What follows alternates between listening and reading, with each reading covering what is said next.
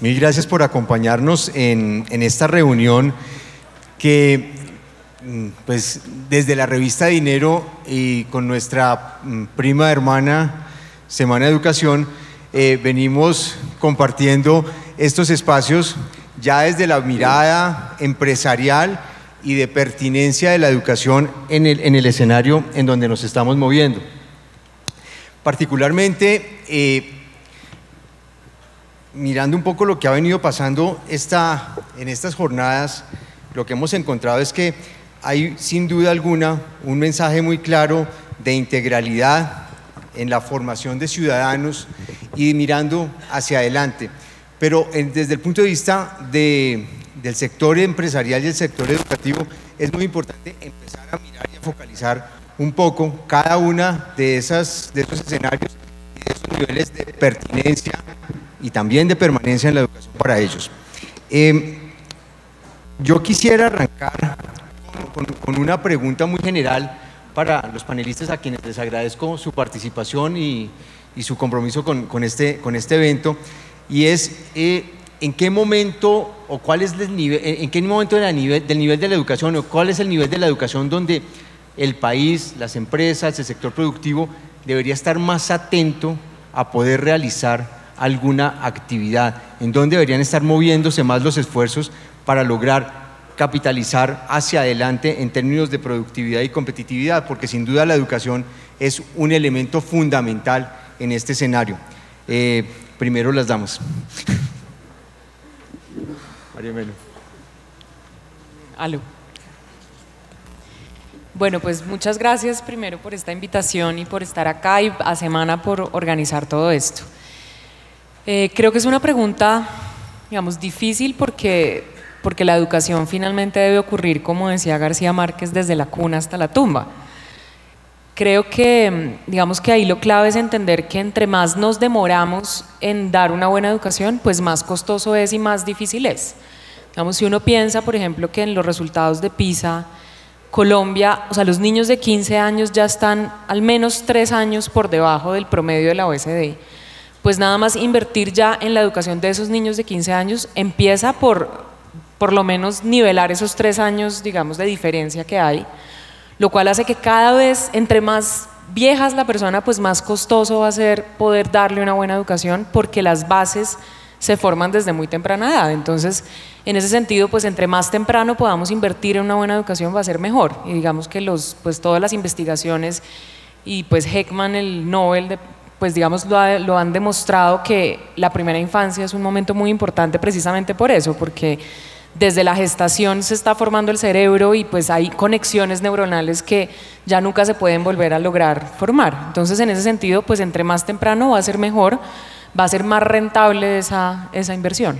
Ok, gracias María Carolina. Doctor Arango, el anfitrión. A ver, uno de los anfitriones. Lo que ocurre es que yo puedo estar muy condicionado por la naturaleza misma de la empresa que me toca dirigir, y es con subsidio como caja de compensación, que tiene que pensar en la educación de una manera integral. Entonces, ir a señalar en forma específica una de las diferentes etapas de la educación no me queda bien desde el punto de vista de la naturaleza. Yo sinceramente creo que es base, clave y definitiva la educación de la primera infancia. Sobre ella se va construyendo lo de la educación media, lo de la educación superior. ¿Por qué digo que es muy importante? Porque es que la educación sola, sin más, no puede en un momento determinado no aportar mucho a la comunidad o a la sociedad o a cerrar brechas sociales. Si usted coge la primera infancia, y en la primera infancia genera una gran cantidad de valores. La educación de ahí en adelante se construye sobre esos valores, y cuando ya esté en la etapa productiva o en la etapa ya universitaria y demás, o haya terminado esa etapa, la persona puede no solo aportar su conocimiento, sino también los valores que adquirió sumados a esa formación educativa, que sí llevan a hacer de una sociedad mejor, que es lo que a la larga todos debemos buscar. Ok, muchas gracias, doctor Arango. Doctor Muñoz, ¿cuál es su opinión al respecto? Bueno, yo creo que estamos de acuerdo en que el proceso debe ser integral en todas las etapas. Uno no puede necesariamente concentrarse nada más en una sola, pero hay una mirada importante desde el punto de vista de los empresarios, y es que en general los empresarios están viendo los resultados del proceso educativo solamente al final. Están recibiendo lo que está saliendo del sistema educativo y digamos que esa diferencia entre lo que espera el sector empresarial o entre inclusive lo que podemos estar proyectando que se va a necesitar con respecto a lo que el sistema educativo está haciendo, hay una diferencia grande, y probablemente es importante que la empresa empiece a trabajar un poco, no a la salida de la universidad, sino más bien a la salida del kinder, en empezar a mirar cómo estos jóvenes se orientan hacia ciertas cosas, sus intereses se les empiezan a inculcar o a motivar hacia ciertas cosas. Por ejemplo, nosotros que estamos en el sector de tecnología, hombre, si estamos necesitando y demandando mucha mano de obra ahora y en el futuro, de técnica y de tecnología, pues no podemos esperar a que estén saliendo de la universidad para ver si traen o no traen esas habilidades, porque esos ya traen unos intereses y ya salieron de la universidad. Mientras que si desde pequeños empezamos por ejemplo, a desarrollar unos ambientes de aprendizaje en donde hagamos como una inmersión de los jóvenes de cómo es eso de la tecnología, y empiezan a meterse en eso de manera laboral, no solamente para el día a día, pues ya empiezan a enrolarse desde allí, y es una mirada desde la empresa de cómo se debe empezar a involucrar en este proceso educativo desde mucho antes. Ok, muchas gracias, doctor César. Doctor Alfonso. Bueno, yo en la misma línea que plantea César, pero probablemente con un énfasis distinto. Yo creo que hemos insistido que la edad temprana es la más adecuada para invertir, pero por supuesto para la inversión del Estado. Yo creo que las empresas tenemos un reto importantísimo en la reeducación, en la readaptación a las nuevas competencias y habilidades, de manera que, coincidiendo que probablemente el dinero del Estado, donde debe enfocarse es en las etapas más tempranas de la educación, estoy convencido que no podemos dejar ninguna de las etapas descubiertas. Probablemente la de la readaptación, la reeducación, es más compromiso de las empresas. Es por eso que hay que enfocarse en todos aquellos que no son nativos digitales para darles las competencias digitales. En los programas que hemos hecho con Fundación Telefónica hemos aprendido que cuando uno impacta solamente a la comunidad docente o incluso la de los alumnos y deja a la familia por fuera, son entornos que adaptan e incorporan menos las tecnologías. Tenemos un programa que se llama Escuela TICs para padres con el Ministerio de las TIC.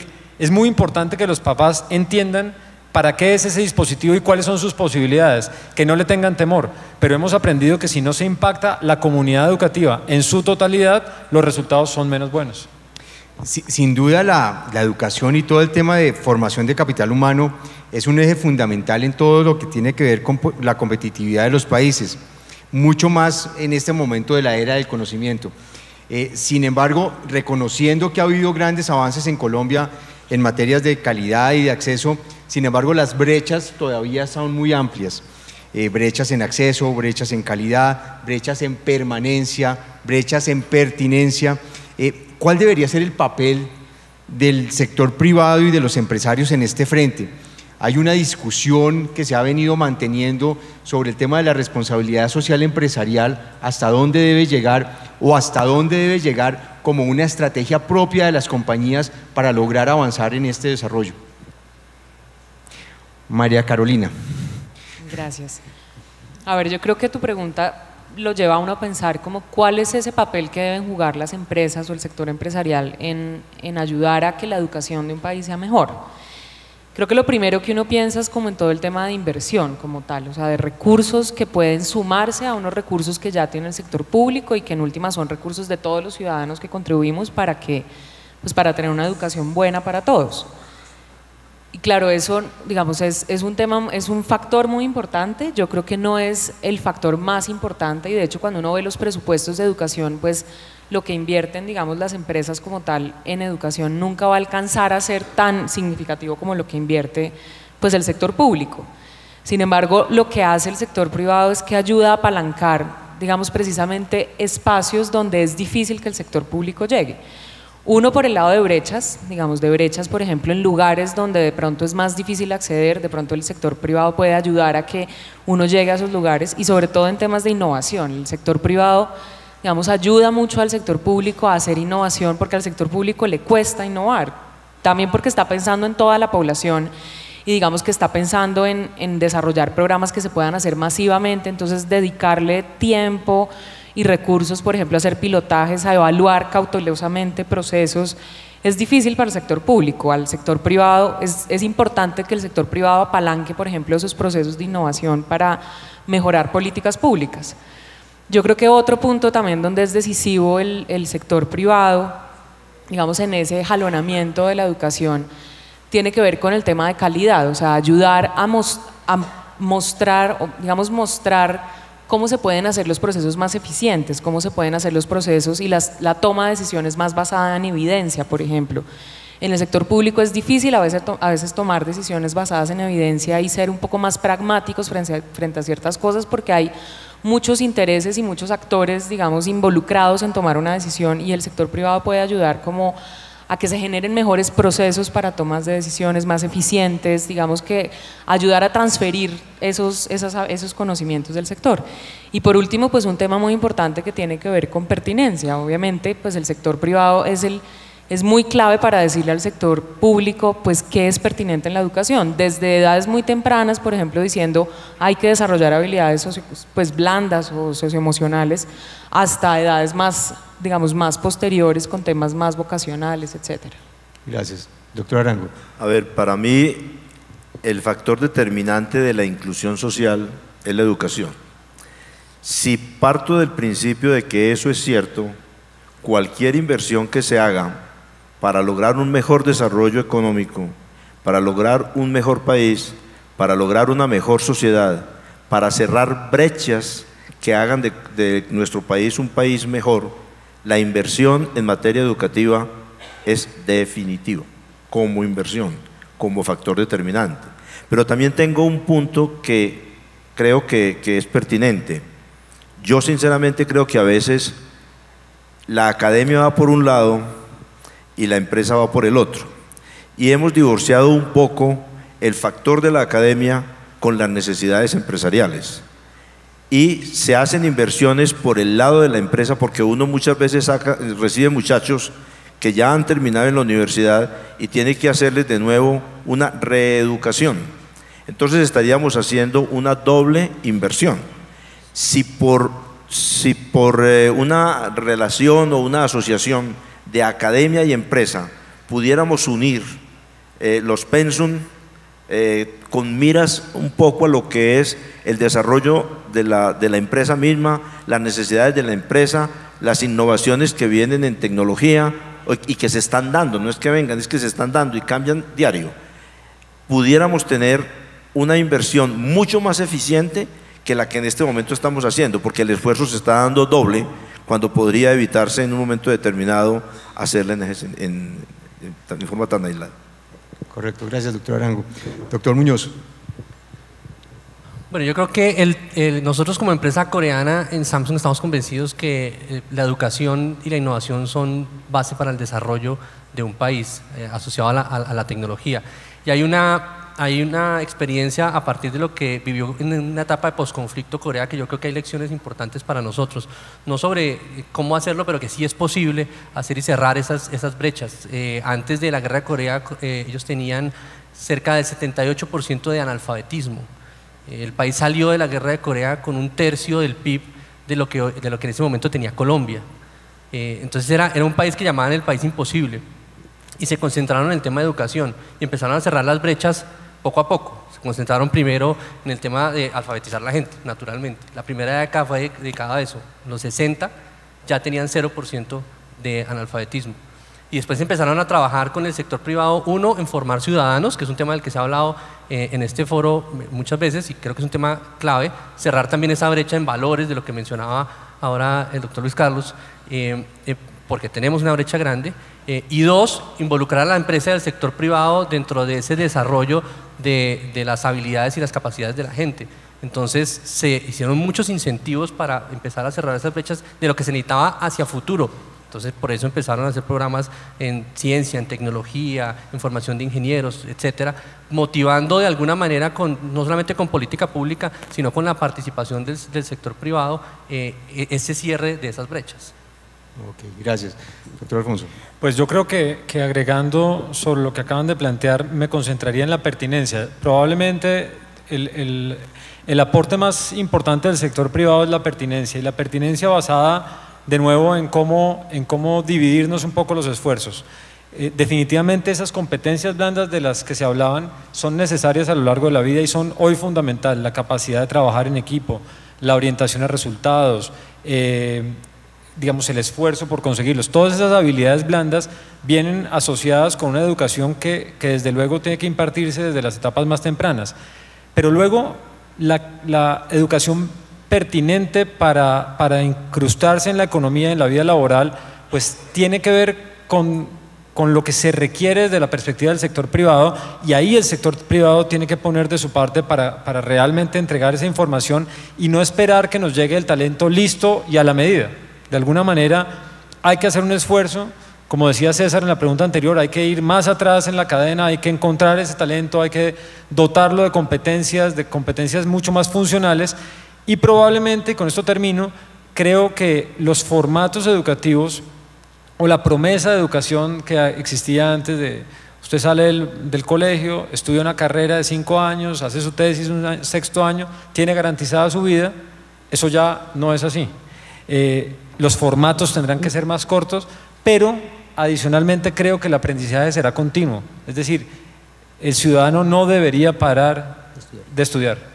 Y yo creo que en eso el rol del sector público llega hasta un punto, pero el sector privado tiene muchísimo que decir ahí. Muchas gracias, doctor Alfonso. En consecuencia con lo que ustedes han mencionado, todos mencionan una palabra clave que es pertinencia. Les voy a leer un párrafo del más reciente informe del Consejo Privado de Competitividad, que advierte que en cuanto a la calidad, según una investigación del BID del 2015, en Colombia existen programas académicos que tienen un valor presente negativo, es decir, que empeoran la situación de los jóvenes que deciden estudiarlos. En ese sentido, ¿qué acciones deberían seguir para ajustar la pertinencia de la educación, alcanzar un mayor desempeño de egresados en el mercado laboral y sobre todo crear y afinar y robustecer una cosa que dijo el doctor Arango, y es ese trípode que existe pero cuyas velocidades son distintas: la universidad, la empresa y el Estado? Todos tienen necesidades distintas, sus velocidades son distintas. Las necesidades que ustedes tienen desde el sector privado son mucho más inmediatas, el sector académico se toma su tiempo y el Estado también.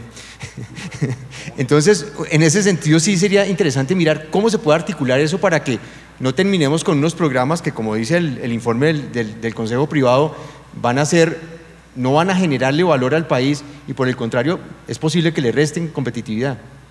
Doctora María Constanza. Bueno, me parece una frase dura esa, ¿no? O sea, ese párrafo como que lo lleva a uno, sí, poco incentivo para la gente que estudie. A mí lo primero que se me viene a la cabeza es mi propia vida. Yo soy filósofa y digamos que cuando decidí estudiar filosofía me acuerdo mucho de mi profesor de física en el colegio, que me quería mucho y me decía: pero ¿por qué vas a estudiar filosofía si eres buena para matemáticas? Estudia ingeniería, eso no te va a servir para nada. Claro, yo pensaba, pero él es físico, no tiene mucho por qué decirme esto, pero pues la vida, digamos, me mostró que sirvió y que efectivamente algo creo he agregado de valor, algo he hecho. Yo creo que, y digamos, pienso en esa experiencia porque creo que digamos, y aquí pues sentada con empresarios muy importantes colombianos, o sea, tampoco podemos tener una educación que solamente lleve a los estudiantes a trabajar en el sector productivo. O sea, creo que es muy importante tener una educación que genere humanistas y que genere personas que estén trabajando en lo social y que genere, o sea, y que profesionalmente se especialicen para trabajar en el campo social, y más en un país como este donde los problemas sociales son pues todos. Ahora, creo que cuando uno piensa en qué carrera agrega valor, pues claro, hay temas de agregar valor económico para la persona, hay temas de agregar valor económico para la sociedad, pero también hay temas de agregar valor social y, digamos, humano para la sociedad. Lo otro en lo que también pienso es, digamos, el tema de competencias básicas. Yo creo que uno ve muchas veces personas, digamos, que egresados con una carrera profesional, y el tema es que, por ejemplo, ni siquiera saben escribir o ni siquiera saben trabajar en equipo. Entonces, hay un tema de que hay muchas promesas de valor con carreras, con nombres de carreras, pero que a la larga la persona está tan mal formada en sus competencias básicas que ni siquiera puede insertarse a ningún mercado laboral, ni siquiera al más básico. Entonces yo sí creo, y pues también porque desde la Fundación trabajamos muy fuertemente y nos hemos concentrado en la educación básica y media, yo creo que hay que ponerle mucha atención a esas competencias básicas en lenguaje, en matemáticas, en ciencias, pero también básicas socioemocionales, digamos ciudadanas, porque desde ahí casi que cualquier carrera que tú estudies va a generar valor social con seguridad. Si tú no tienes unas competencias básicas donde ni siquiera puedes comunicarte con el otro, pues va a ser muy difícil que por más de que tengas un título de ingeniero o un título de tecnólogo astronáutico, yo qué sé, no vas a poder generar valor porque no vas a poder insertarte y, digamos, generar un espacio de productividad para una empresa o para lo social. Muchas gracias. Doctor Arango. Mire, yo quiero recoger lo que ella acaba de decir, que me parece muy acertado. De verdad nosotros necesitamos, dentro del concepto de formación educativa, el logro del desarrollo social, del aspecto de cómo la persona y el estudiante sabe que con lo que hace, cualquiera sea su carrera, para la producción, para el pensamiento, para todo, pueda aportar a un desarrollo social y a una rentabilidad social. Nosotros tenemos incrustado en nuestra cultura un punto muy complicado, y lo digo muy respetuosamente, y es que en nuestra cultura el muchacho cuando termina su bachillerato ya se ve con una cosa de doctor. Entonces ya mira es cómo hago una carrera donde yo sea doctor, pero no una carrera donde en un momento determinado esté aportando a un desarrollo social, sino que piensa, como lo decía el doctor Gómez ahora, que ya terminando su carrera de médico, abogado, economista o lo que sea, su futuro profesional, económico está garantizado. Y muy bien lo decía él también, eso ya hoy no es cierto. Pero entonces cuando usted en un momento determinado le dice a un estudiante, camine, miremos una formación técnica, tecnológica, que usted tiene para eso unas grandes habilidades, no le gusta porque no va a ser doctor. Y eso es una cosa que tenemos en nuestra cultura, que tenemos que cambiar como país y que tenemos que cambiar en nuestro medio, porque todas las profesiones, todas las actividades tienen algo positivo. Lo importante, en mi manera de ver, es que generen un desarrollo social, generen una rentabilidad social y generen una mejor persona, una persona que sobre la base de valores ejerza su profesión y sepa ejercerla. Y yo creo que ejemplos de que eso no ocurre así, en toda esta semana hemos tenido de sobra, y es que son muy conocedores de lo que puede ser, por ejemplo, voy a decir algo, el derecho, pero encontramos que el derecho, que es una ciencia puramente filosófica, la estamos utilizando para ver cómo sacamos tajada personal o cómo se saca una rentabilidad o cómo se hace, perdónenme la palabra, un chacuco. Okay. Muchas gracias. Doctor Muñoz. Bueno, yo creo que también hay que mirar un poco cómo es que se viene desarrollando hoy en día el conocimiento, la tecnología, cómo se va moviendo el mundo. Entonces estos programas de 4 o 5 años que tenemos hoy en día, cuando el conocimiento se está duplicando cada 4 o 5 años, entonces una persona que arranca cuando va terminando ya la mitad de lo que estudió ya no le sirve, pues es un sistema que, como lo mencionaba Alfonso, va a tener que irse ajustando, va a tener que irse reduciendo, pero sobre todo deberíamos estar enfocados en que los jóvenes desarrollen habilidades que sean no solamente transversales en términos de habilidades blandas, sino que les sirvan para todo en la vida. ¿Sí? Que les sirvan, no importa si es filósofo y está dedicada a una organización como la tuya, Carolina, o en el caso mío que soy ingeniero civil, sino que uno pueda empezar a desarrollar en sus intereses, con esas habilidades, aquel trabajo en donde puede desempeñarse, porque cada vez más va a ir cambiando ese futuro que tienen, esa exigencia en términos de conocimiento y de habilidades, y lo que tienen que hacer es reinventarse cada vez. Tenemos que enfocarnos mucho en poder desarrollar ese tipo de habilidades en los jóvenes desde muy pequeños, porque no va a haber programas en el mundo que garantice que van a estar siempre al día, a menos de que hagamos lo que dice Alfonso, que estemos permanentemente en formación. Antes de darle la palabra al doctor Alfonso, sin micrófono, cuando leí la cita, dijo, hay capacidad de disentir. Adelante. Sí, yo lo que obviamente, yo vengo además también de una empresa de tecnología donde por supuesto hay que tomar las decisiones con evidencia y supongo que es un estudio que tiene una evidencia científica que lo respalda, pero desde luego creo que no hay que caer en escenarios desesperanzadores porque no nos mueven. Yo no tengo ninguna duda que nuestro modelo educativo, nuestro sector educativo ha progresado. Es decir, si nos paramos hace 10 años, ¿hoy estamos mejor o estamos peor? Yo afirmo que estamos mejor. Seguramente habrá quien lo rebate, pero yo creo que estamos mejor. Y mejor hoy que hace 20 años, también creo que estamos mejor. Es decir, no se nos puede olvidar de dónde venimos, que hay que tener una jornada única, sí, pero es que antes no teníamos los estudiantes en los colegios.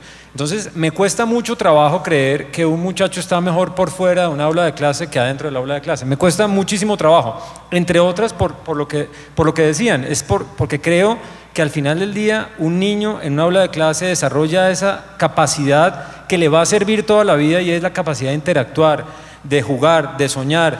Entonces, realmente no voy mucho con esa aproximación tan pesimista. Creo sí que definitivamente tenemos que medirnos, tenemos que aportar siempre evidencia científica a los progresos, pero no podemos desconocer los esfuerzos y los progresos que se han hecho, porque francamente hemos avanzado. Obviamente, ¿lo suficiente? No, la respuesta es no.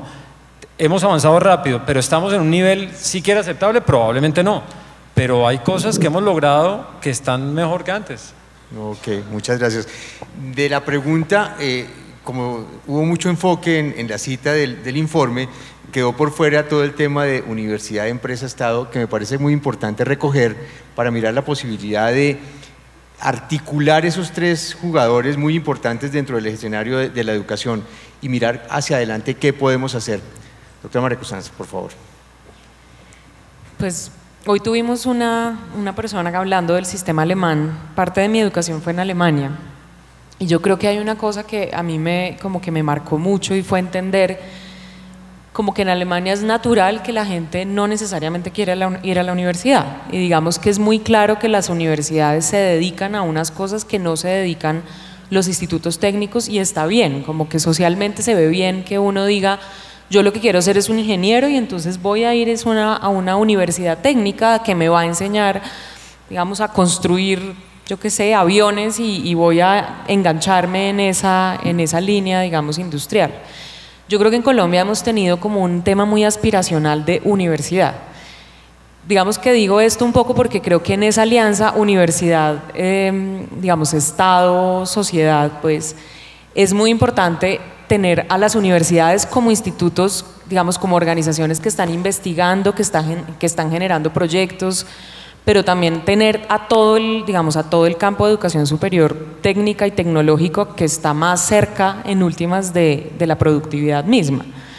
Claramente yo creo que lo que más importa ahí en esa alianza es que efectivamente la educación esté permitiendo desarrollar unas competencias que van a ser útiles para la sociedad, pero ahí también creo que no solamente es una alianza de nuevo con sector productivo, sino también, digamos, con el sector social real. O sea, ¿a qué me refiero? Es necesario, por ejemplo, que los colegios se vinculen a la formación de educadores, que el sector salud se vincule a la formación de médicos, que esa está más clara por la tradición, digamos, que se tiene de hacer prácticas desde muy temprano, pero en otros sectores no tanto. Entonces creo que lo que tenemos que buscar es que cada vez haya más alianzas entre el sector productivo y el sector, pues, educativo, para que finalmente esa educación sea más pertinente. Gracias, doctora María Constanza. Doctor Arango. A ver, el Estado colombiano es el que tiene a su cargo la educación, y si quiere que la educación la pueda desarrollar también el sector privado y la pueda desarrollar también las universidades y las empresas, pues tiene que crear una política de articulación entre todos. y sinceramente, y lo hago muy respetuosamente, yo no la veo tan clara.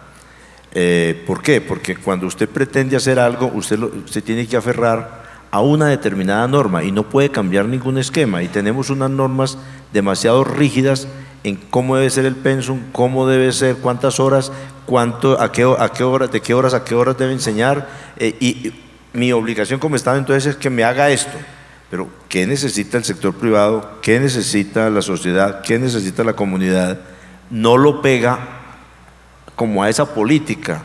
Ahora, también lo digo respetuosamente, hacer acuerdos con el Estado en nuestro medio no es nada fácil, es una cosa demasiado difícil.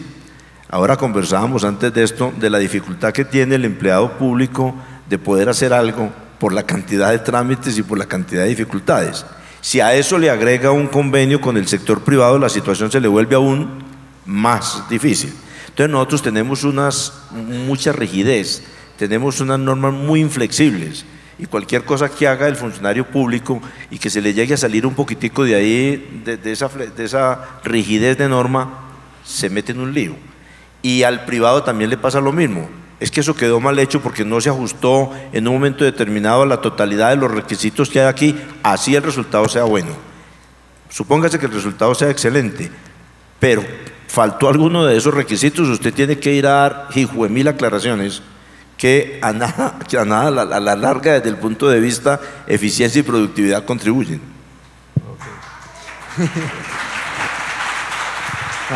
Ya se nota quién juega de local acá. Ya se nota quién está jugando de local. Me imagino que no es por eso. No. Doctor Muñoz. Porque si no quedó muy mal. Bueno, yo creo que ese trípode debíamos inclusive convertirlo como en una mesa, porque ahí falta un componente importante que es la comunidad educativa.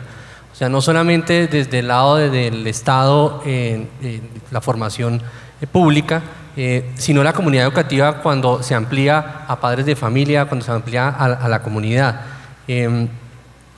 Tenemos que todos invertir, tenemos que todos poner, tenemos que todos participar.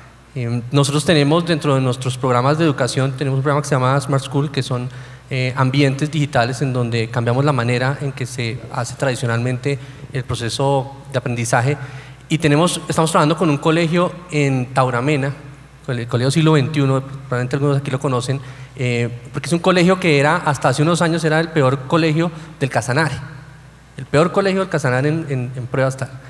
Ese colegio, liderado por un muy buen rector, ha empezado a trabajar con la Secretaría de Educación, ha trabajado con la comunidad, con los padres de familia ayudan en el colegio, participan, incluso exalumnos, los exalumnos del colegio vuelven y están haciendo contenidos para los alumnos allí mismo. El sector privado, nosotros estamos trabajando con ellos también allí, y se ha desarrollado realmente un ecosistema, un ambiente de desarrollo de ese colegio, que hoy en día es el mejor colegio del Casanare y un ejemplo en el que, soy honesto, yo tendría a mis hijos en ese colegio, ¿sí? Porque es un colegio realmente integral en ese sentido. Entonces creo que hay que tener la contribución de todos, el sector educativo, el sector privado, el sector público, la academia, pero también en la comunidad educativa. Doctor Alfonso.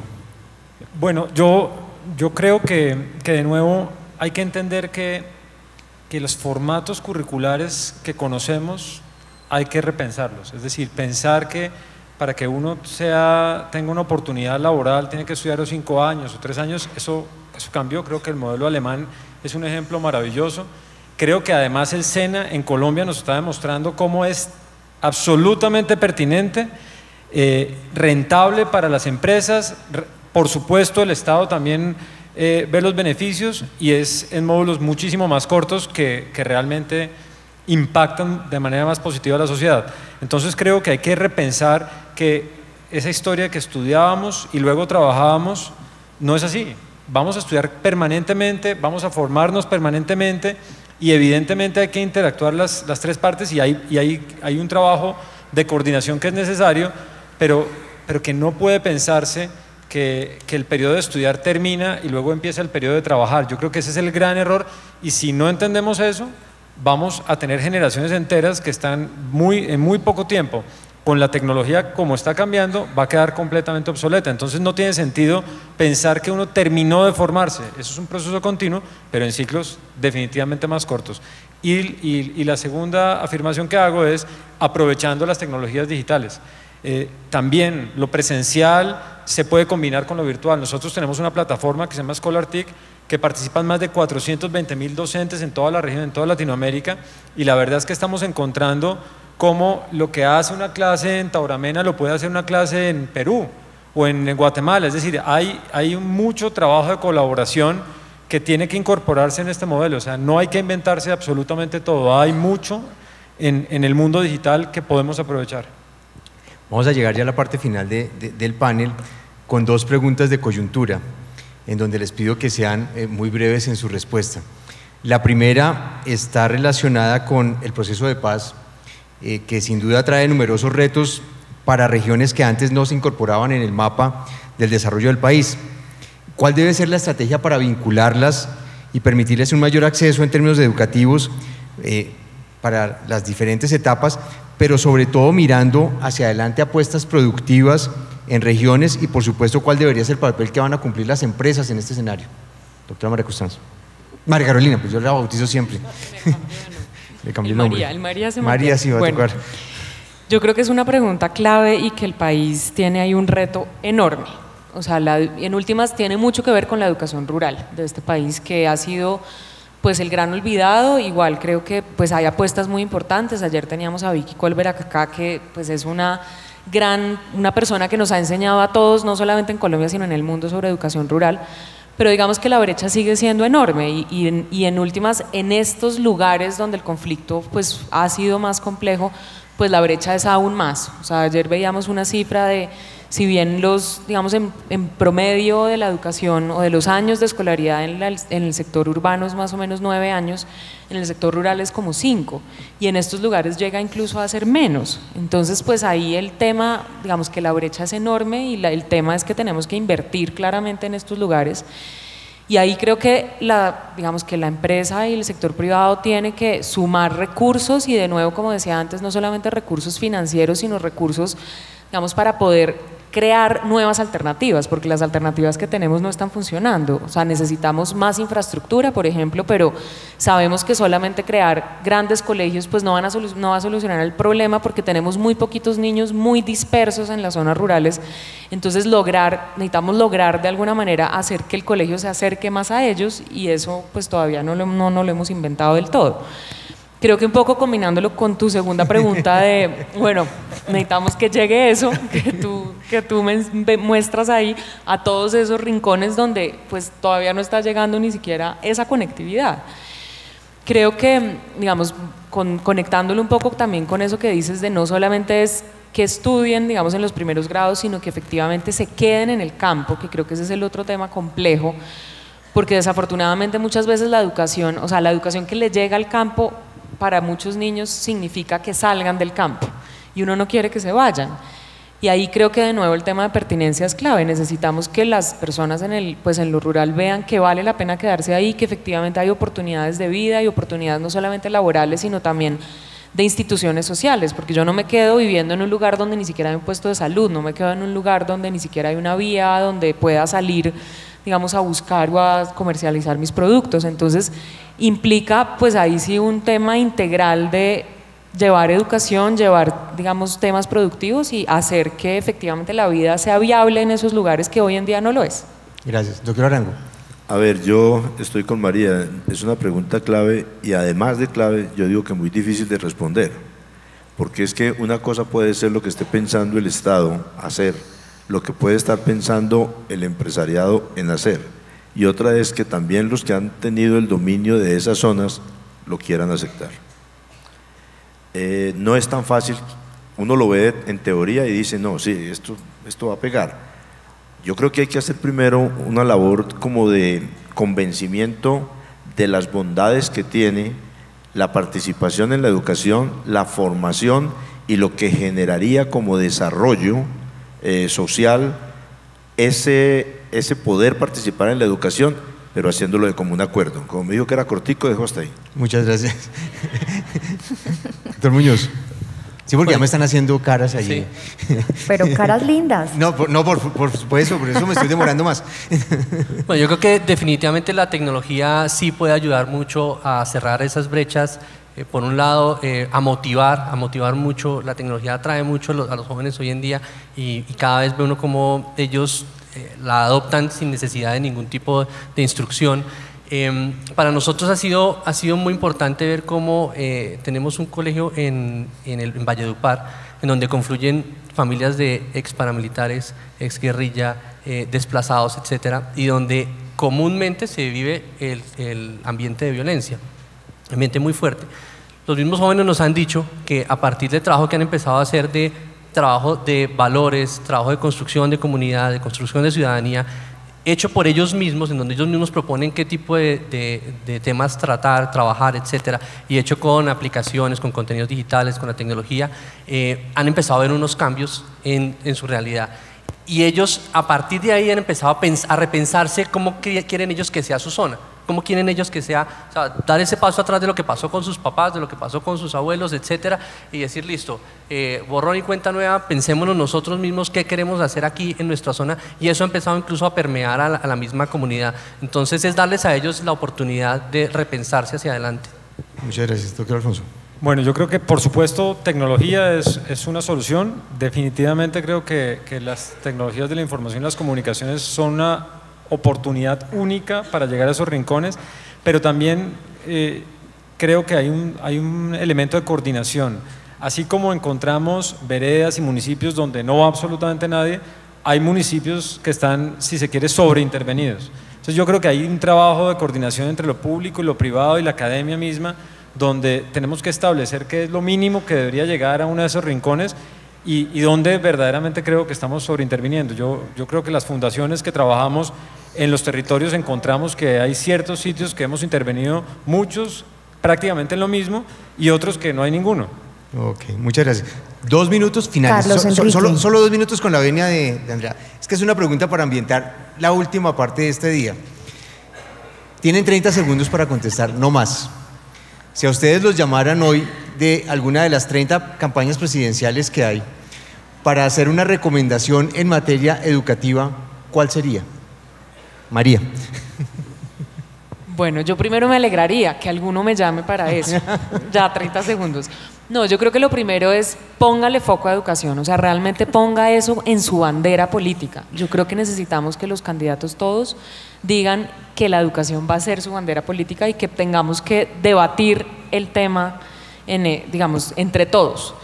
Y lo segundo, cogiendo más tiempo, sería enfóquese en formación de docentes, directivos docentes y en fortalecimiento de secretarías de educación. Gracias. Doctor Arango. Yo le diría una cosita muy cortica. Mire, en Colombia se ha trabajado mucho en ampliación de cobertura desde el punto de vista número. En este momento yo trabajaría enormemente en ampliación de cobertura en calidad. Y esa calidad arranca por la formación del profesor. Y que ese profesor tenga muchas oportunidades en la generación de lo que él va a enseñar. La calidad de profesor, de académico, eso le diría. Muchas gracias. Bueno, yo creo que serían como 2 temas. Uno, formación de ciudadanos. Creo que en este país, con todo lo que hemos vivido, hay una brecha grande en ese sentido. Y yo sí le apostaría a que un candidato dijera que queremos ser los mejores ciudadanos en el 2025 y no solamente los más educados, ¿sí? Sino que de verdad podamos construir ciudadanía, porque a partir de ahí ya se puede construir mucho mejor país. Y 2, yo no descartaría hacer cosas disruptivas en temas de habilidades digitales. O sea, cada vez más todas las industrias, todos los sectores se están viendo transformados por la tecnología y cada vez más se necesitan ese tipo de habilidades y necesitamos que los jóvenes que están creciendo hoy en día las lleven ya dentro de sí. Mil gracias, doctor Alfonso. Bueno, estamos muy orgullosos con los resultados que se han obtenido recientemente en las pruebas PISA, pero si seguimos a este ritmo de inversión, en 10 años pasaremos de una calificación de pobre a aceptable. Entonces, definitivamente hay que aumentar la inversión muchísimo, hay que invertir más, y yo creo que la brecha más grande que tenemos es lo rural, hay que enfocarse en lo rural, es lo que tenemos más atrasado. Muchas gracias.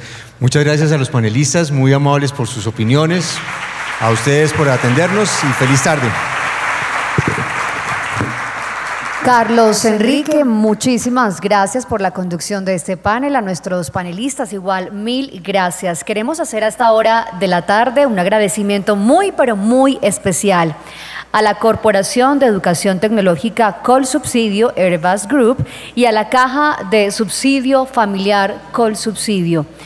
Esta ha sido la sede de nuestra jornada durante estos 2 días. Quiero, por supuesto, continuar entonces con el desarrollo de nuestra agenda, porque ahora sigue un momento muy, pero muy emotivo, una conversación muy especial. Pero antes quiero que hagamos una reflexión, y es que a pesar de que el posacuerdo busca brindar mayores oportunidades educativas en las zonas rurales de nuestro país, sobre todo en las zonas más apartadas por la violencia y más golpeadas por la violencia, pues una encuesta de calidad de vida del año 2015, elaborada por el DANE, refleja que solo el 30.5% de los jóvenes que viven en estas zonas apartadas de la geografía nacional, pues asisten a alguna institución educativa. Insisto en que nuestra siguiente conversación es muy especial porque tiene como protagonistas a 2 jóvenes de las regiones que vienen justamente a contarnos de primera mano cuáles son sus sueños. Quiero que recibamos a Lucero Valencia. Ella es estudiante de la Escuela Normal Superior La Inmaculada en Guapi, Cauca, y a Brian Algeciras, estudiante de la institución educativa Los Fundadores MZ Meta. Recibámoslos con un muy, pero muy fuerte aplauso.